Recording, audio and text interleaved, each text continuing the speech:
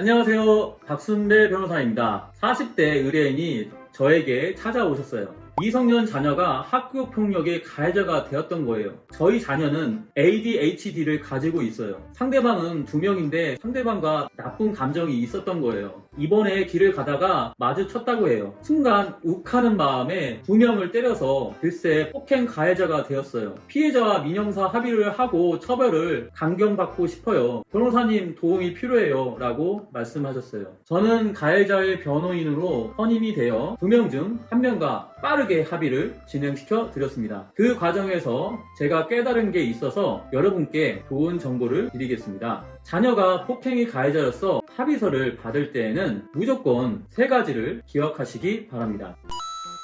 첫째, 피해자 측에 사죄의 감정을 전달하여 화난 감정을 누그러뜨려야 합니다. 제가 변호인으로서 피해자 측 부모님에게 전화를 드렸습니다. 그랬더니 피해자 측은 왜 이제서야 전화를 했나요? 변호사를 선임한 의도가 무엇인지 이해가 가지 않아요. 사죄 한번 듣지도 못했고 너무 화가 나서 정말 괘씸하다는 생각이 들어요. 그래서 연락이 늦어진 이유와 변호사를 선임한 이유, 그리고 사죄의 말씀을 제가 대신 전달해 드렸습니다. 화가 났지만 차근차근 설명을 드리자 피해자 측의 화가 난 감정이 조금씩 가라앉는 게 느껴졌습니다. 이런 말씀을 가해자 측 부모님에게 설명을 드렸어요. 그랬더니 가해자 측 부모님이 저에게 사과 문자를 드리고 싶다 이렇게 말씀하시고 그 문자를 작성하셔서 저에게 전달해 달라고 하더라고요. 그래서 제가 잠시 생각을 해보았어요. 그랬더니 상대방에게는 너무 무성의하게 느낄 것 같아서 어머님 정성스러운 편지를 보내는 건 어떨까요? 편지를 작성해서 주신다면 제가 사진으로 찍어서 상대방에게 보내겠습니다. 다음날 가해자 측 어머님이 저한테 편지를 작성한 다음에 사진을 찍어서 보내주셨어요. 저는 피해자 측 2명에게 편지 사진을 보냈습니다. 그러자 피해자 측 1명이 연락이 왔어요. 합의 얘기가 급작스럽게 진전되었습니다.